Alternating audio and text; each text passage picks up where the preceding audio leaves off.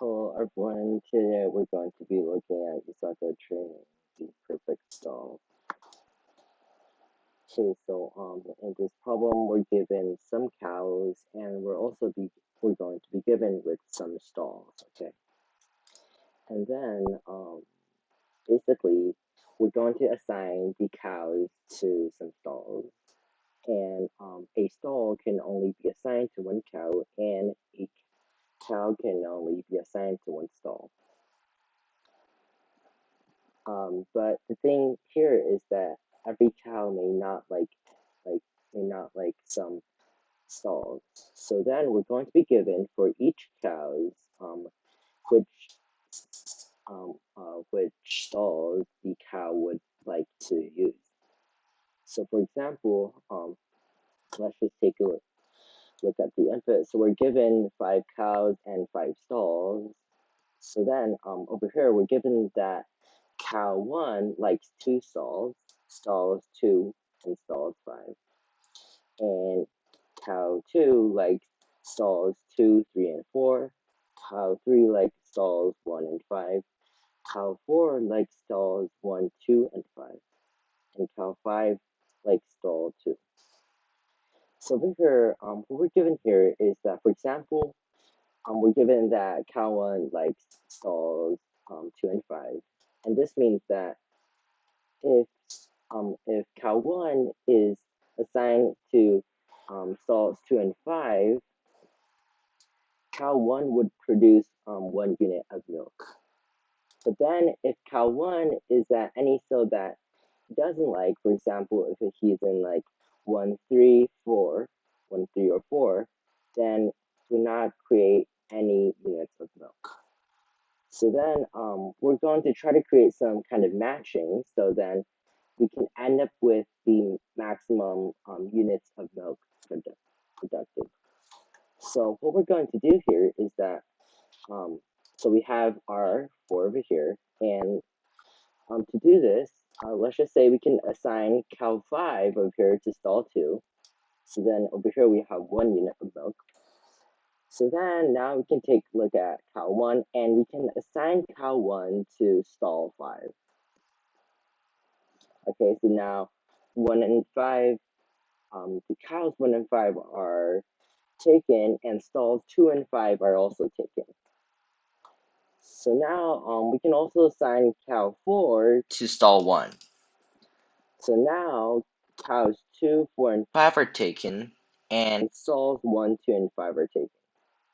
So at last we can assign cow 2 to stall 4.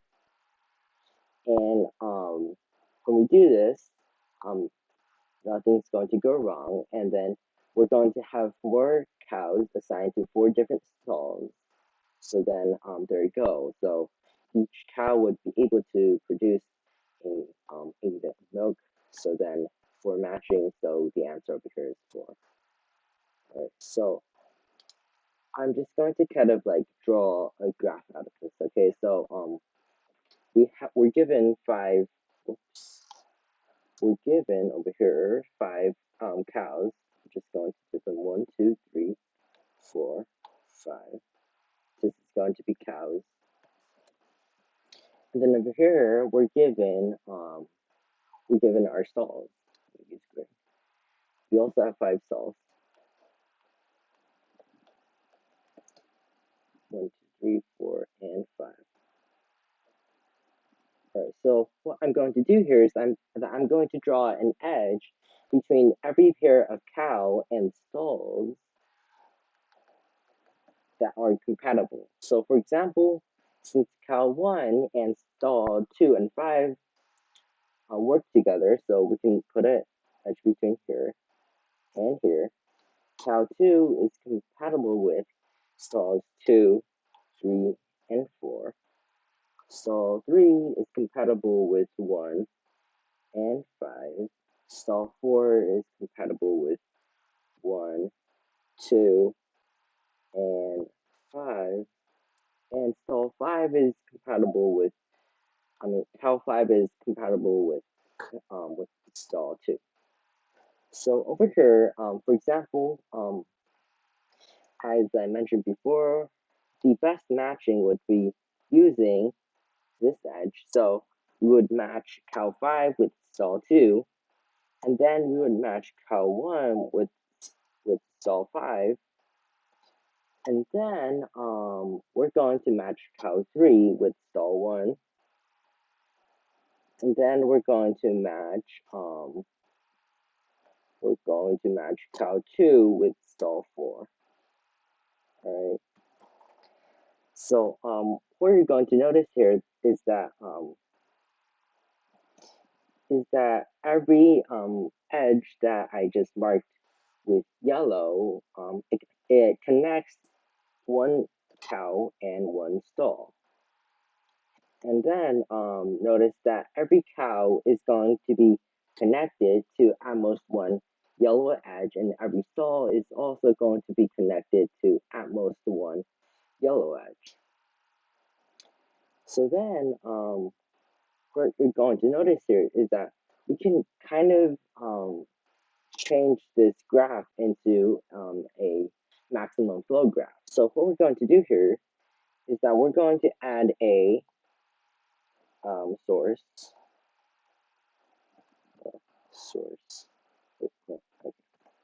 and we're also going to add a sink. Okay. So then we're going to create an edge from the source to each of the cows, and we're going to create an edge from the sink to each of the stalls. Okay. So then, like, because in the maximum flow graph, you have to have some kind of weight. Okay, so we're going to assign the weight here equal to 1 for each of our edges, like both the edges from the source to the cows, the edges from the stalls to the sink, and the edges from the cows to the stalls too. So then we're all going to give these edges 1, 2, and this one. All right. Okay. Okay. So now we have a graph. Okay. So remember that in the maximum flow graph, the edges have to be directed. So I'm just going to draw some arrows here. Okay. So here, for each of our red edges, we're just going to be pointing it at our stalls. Okay. Okay. So now that we have this maximum flow graph, right now I'm going to claim that if we run maximum flow on this, our answer is going to be the maximum flow in this graph. Okay. Okay. So let's actually first find the maximum flow. Okay. So what I'm going to do is that I'm going to first erase the yellow edges because we haven't found the yellow edges yet. All right, so do it. Step 2, this, and this. All right. So we're going to run a maximum flow at this. Okay, so first thing, okay, so what might happen is that, let me see over here. So we have our source. We might find something from here, and then we might find something from here to here, and then from here we might find something from 2 to the sink. Okay, so now we found something, a path, and the flow here is going to be 1, so we're going to add that to our answer. And then what we're going to do is that we're going to basically remove each of these edges. So then we're going to, I'm just going to draw this in yellow. So we have an edge moving this direction. This is no longer 1, and this will become the 1. Here, this 1, and just going to trace over this, and this 1, and this will go in this direction. Okay, so now we found 1. And then you can't go from the source to 1 anymore, so you might try from the source to 2. So I might go here. Okay, so if you go from this 2 to the to stall number 2, you're going to find that you can't go anywhere. So then you might go from 2 to 3. Okay, so we're going to have this edge. I'm actually not going to draw a direction for that. So just from 2 to 3. And then from 3, you can go from 3 to the sink. Okay, so now we're going to add 1 to your answer. And then we're going to basically reverse each of these edges. All right, so now from 2, you cannot go to 2 anymore because the weights, there's no edge in reverse. Okay, so next, you might go to 3. So you're going to go to 3, and then you might go to something like 5. And then when you go to 5, you might go back to the sink. So now you found that.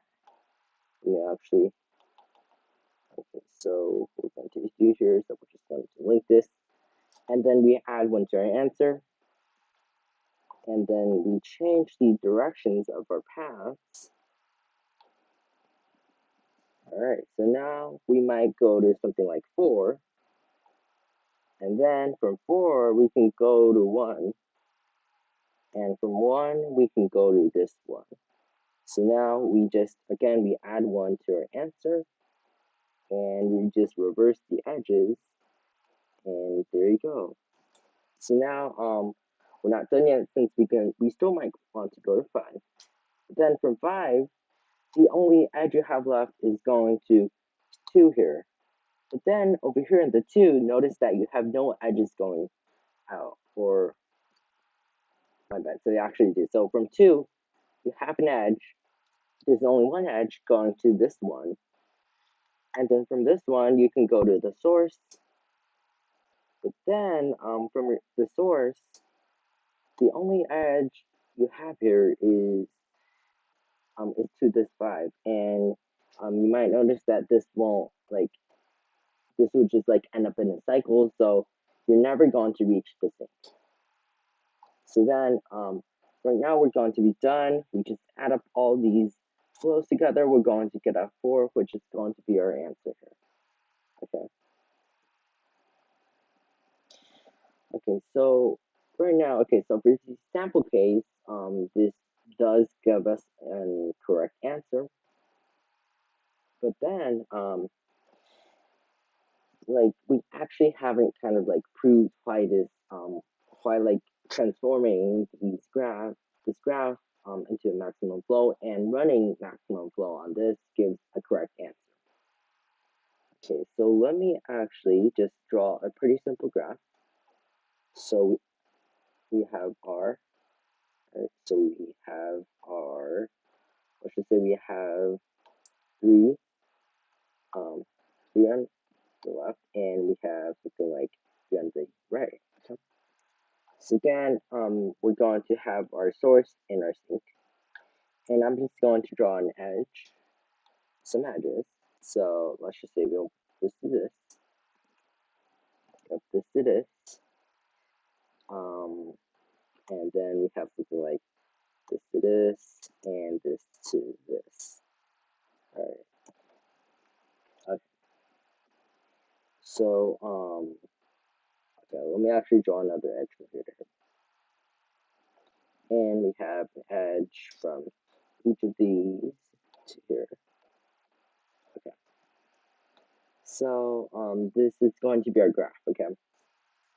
So right now, I'm going to claim that in this graph, every node is going to be, because we're given in the statement that one cow can only be matched to one stall, and one stall can only be matched to at most one cow.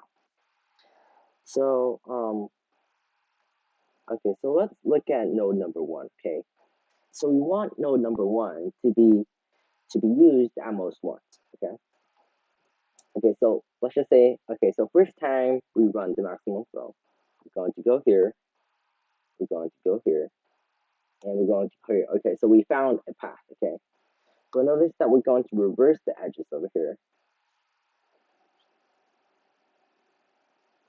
Okay, so now we kind of reverse an edge, okay? But now you may kind of notice that if we manage to get to this node, so over here you see that we go over here and then we go over here. But let's just say you accidentally took this node or this edge over here. Okay? So now you're gonna say, wait, node one is going to be visited again. But notice that since you're going back to node one, you have to go back to the source. So from source one, you're going to try to find another path that can get you to the sink. So then what this means is that once this edge or once one node is used, so let's just say this node is already used, the rest of the paths that contain this will not contain this node. Okay. Um, so that's that. And okay, so now we know that basically every node install wouldn't be used at most would be used more than one time. All right. So we also want to make sure that this gives us the um, maximum pair. Okay. So right now I actually do have some kind of example drawn. Okay, so let me actually just remove this edge so this may become more clear. Okay, so just looking at this graph, you may see that, okay, so node one, okay, let me just erase this. Okay, okay, so node one is connected to stalls one and two, okay? And node two is only connected to stall one. Okay, so let's just say we first took node one and we took this path. Okay. So now we're going to put these in reverse. But then they're going to say like, wait, node two cannot use the first. Node two cannot use the first stall anymore. But then we're going to see that when we run it from node two, it's going to go here, going to go here. You notice that you cannot go to the sink directly, but you can go back to cow one, and then from cow one you can go to the um you can go to stall two, and then you can go back to the source. Okay. So now what you have is that you would reverse this, you would reverse this again, you would reverse this and this as well. Okay. So then I noticed that like right now it kind of looks like this. Okay, so we have some nodes. So let's just say we have three nodes. This one is connected to this, or four nodes actually, and this one is connected to this. Okay, that's actually the example we have above. So the thing here is that if we already take this pair, um, then when we start from this node, we're basically going to reassign the pair or the node over here so that we can give space for this node to use the node over here. Okay, so as you can see here is that we took this pair. Okay, so we took this pair, and then now from this node, you notice that since since this one already has another spare pair, then we can reassign it. So we would basically link this node, and you would remove this edge, and then we're going to add one between here. Okay. So then, if you kind of like work it out, um, the thing is that, okay, so like we can consider some cases. So you may see that, okay, so this node may be connected to a lot of these, and like since let's just say since this node actually has a lot of it has a lot of stalls that are available, um, every time that another node goes to a stall that node one did not use, like it would go back and it would basically um, like give this stall over here to the current node, and it would reassign the original stall to a new another spare stall. Okay, so then it would kind of be looking like this. Okay, so we're going to find some edge. Okay, so we might just loop through from 1 to n. Okay, so 1 dot dot dot to n. And then we're first going to try if we can directly go to source. So if we can, okay, that's great. Otherwise, we're going to check basically, okay, out of all of these stalls that are connected to this cow, we're going to try to find some kind of node that already connected to this stall, but it also has some connectivity to some other stall, and it has a free edge to go to the source. Okay. So since we're always kind of like replacing and try to like kind of maximizing the number of edges here, this would kind of give us some maximum flow on this graph. Okay. So I'll actually link some editorial, or I think there's like a great explanation. So if you're wondering about this maximum matching problem, you may refer to that as well. So that's actually so that's actually it for this, and let's get to coding. So let's go over here, let's input, and so we have our maximum n is going to be 205. We have our n and m, the number of edges and the number of nodes. We're gonna read this, and then we're going to have our edges. Okay.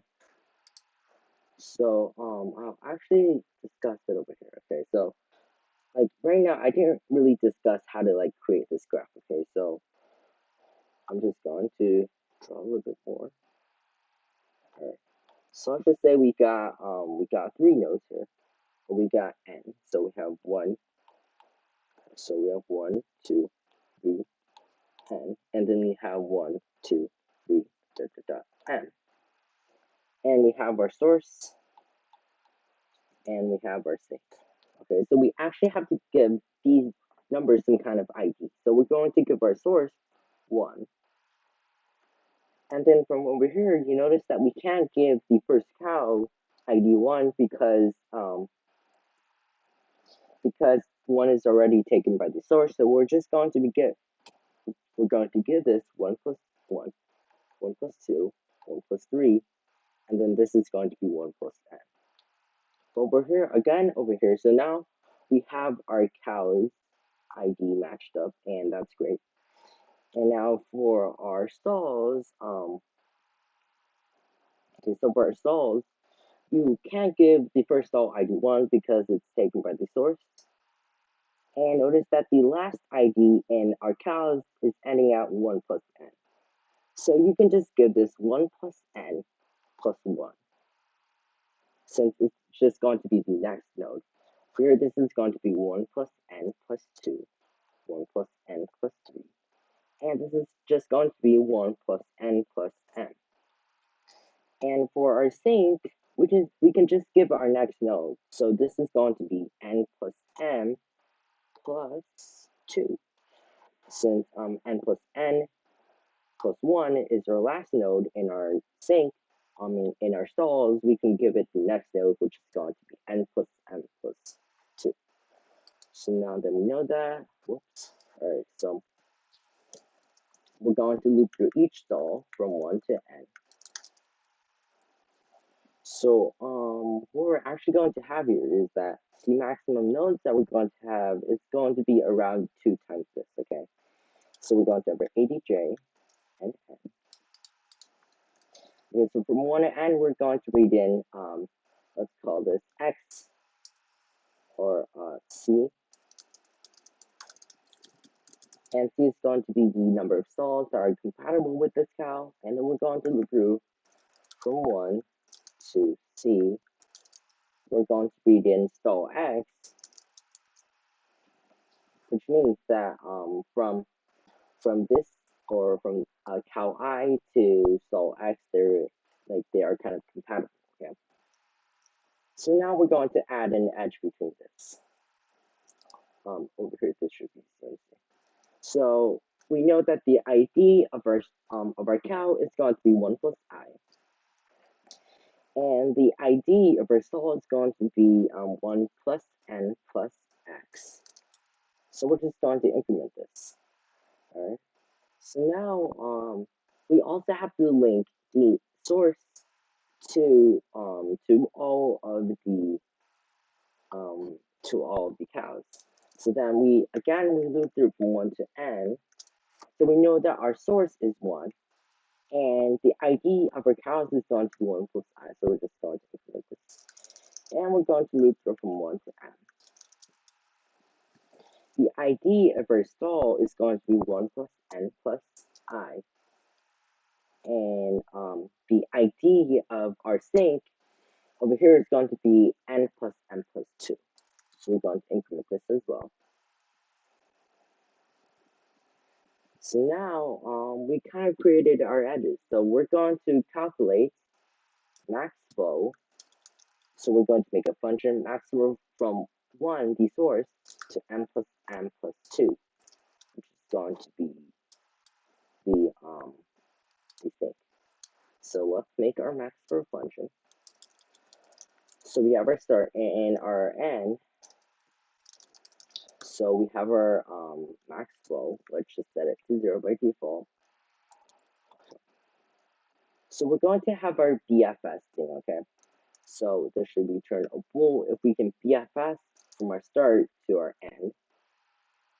So we have our distance, or we have like kind of like if we can reach this node from our source or not. So we can have a bool reach a bool. It should be size n. So first thing that we're going to do is that we're going to mem set our reachable to false. And then we're going to set reachable start equal to 1 since it's already on the starting point. So now we're going to go we're going to also have a queue, and we're just going to push the start in. So now we're going to do this while we have something in our queue. So we have x equal to the front. We're going to pop it. So now we're going to loop through each y from 1 to n plus m plus 2. So now if there is an edge from x to y, and we haven't reached or we haven't visited y before, we can set y equal to 1, or since we can reach it, and then we're going to push y into our queue.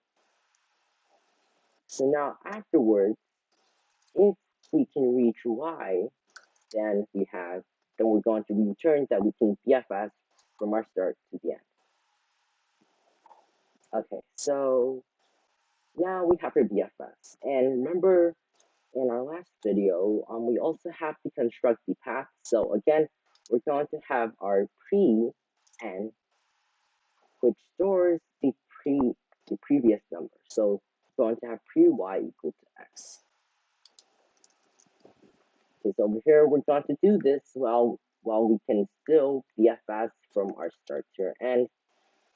And we're going to have our flow equal to a pretty big value. So we're just going to give this n times n, okay? Doesn't really matter, just a big value.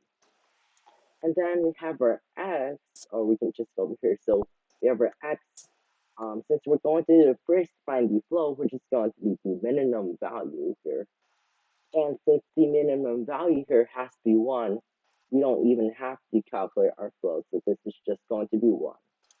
So now we're going to go from each I, or each x equal from our n, and you don't want it to equal our star, and each time you would set it to the pre of your current flow, you would first subtract this by your flow. So you would subtract from your pre-x to x with minus minus, and from your x, since you're going to add it in the reverse direction, plus plus, and you don't even need your flow, you just need to increment your maximum flow by 1. And you're just going to return max flow. Over here, this is actually reachable and not reachable y. So let's test that. Oops. Alright, so we have our input. Alright, so 0, that is not correct. We have our NM, our C, and for each of our C, we're going to read in, and we're going to add an edge. Okay. Okay, so each time we're going to go from 1 to this. Okay. And we do have a directed edge. Alright, n plus n plus 2, that is, does look good. 2 and 5.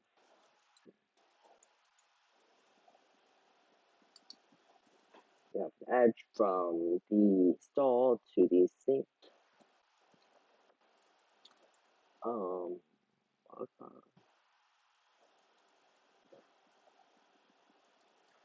So we're going to read into x.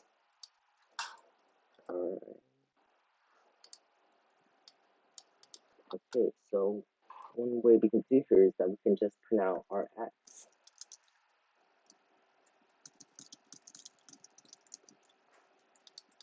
So here we just run this. Okay, so x is equals to 1, and we're not even going to do anything. Alright, so 1 plus I. So, okay, so the thing here is that we want to go to this node y if we haven't reached this node yet.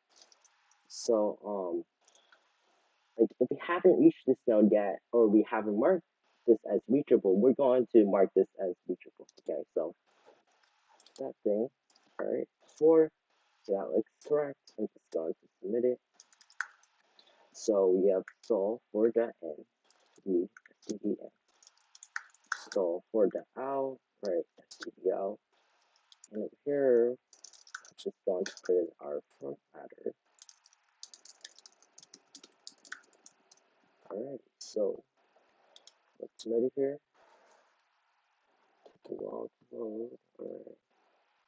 All right. A.cpp. So. Okay, so everything is correct. That's going to be it for today. So if you have any questions, feel free to leave them in the comment section below. Bye.